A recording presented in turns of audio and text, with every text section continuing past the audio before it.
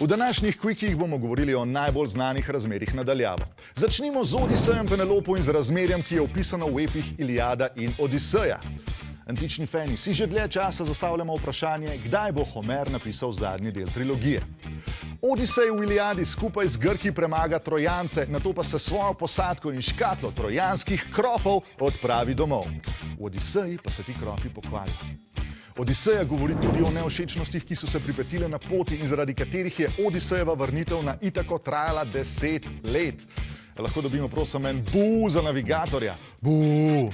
Seveda so se našli zgodovinarji, ki so Trojo in Itako umestili na zemljevid in izračunali, da je razdalja med krajema 565 navtičnih milj oziroma 1047 navadnih kilometrov, kar pomeni, da bi fantje morali biti doma po dobrem mesecu. Ampak so se malo zataknili.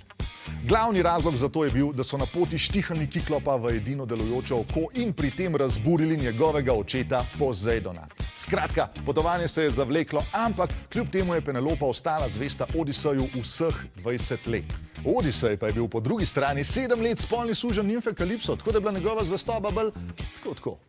A njuno razmerje je vzdržalo. Ko je Odisej prišel domov, je imel še nekaj dela, ker je moral obračunati z vsemi snubci, ki so pecali Penelopo.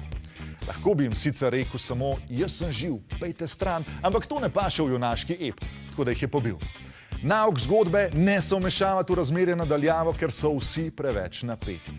Katero razmerje pa je imelo najdaljšo fizično razdaljo? Zmagovalci so 3 astronavti posadke Apollo 13, ki naj bi si moški večer privoščili na Luni. Ampak žal ni šlo vse po planu.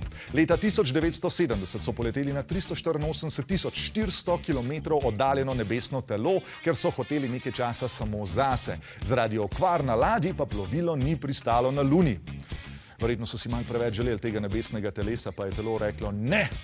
Namesto tega so morali zaokrožiti okrog Lune, na eni točki so bili tako od svojih punc, žena ter ljubic na Zemlji oddaljeni 400.171 km in tako so dosegli tudi največjo fizično dolžino v razmerju na daljavo. Pred njimi je rekord za to razmerje držal možakar v Apollu 11. To je bil Michael Collins, ki je moral ostati v glavnem plovilu, medtem ko sta njegova frenda Neil in Buzz žurala na Luni. Najboljši frend in vedno trezni voznik. Za konec pa nam ostanejo še najnevarnejša razmerja na daljavo. In vem, kaj si zdaj mislite. Ampak Rok, a ni potovanje po vesolju najbolj nevarno? Je, ampak ne morejo vsi leteti v vesolje. Bistveno več ljudi lahko recimo piše nevarnim zapornikom ljubezenska pisma v zapore.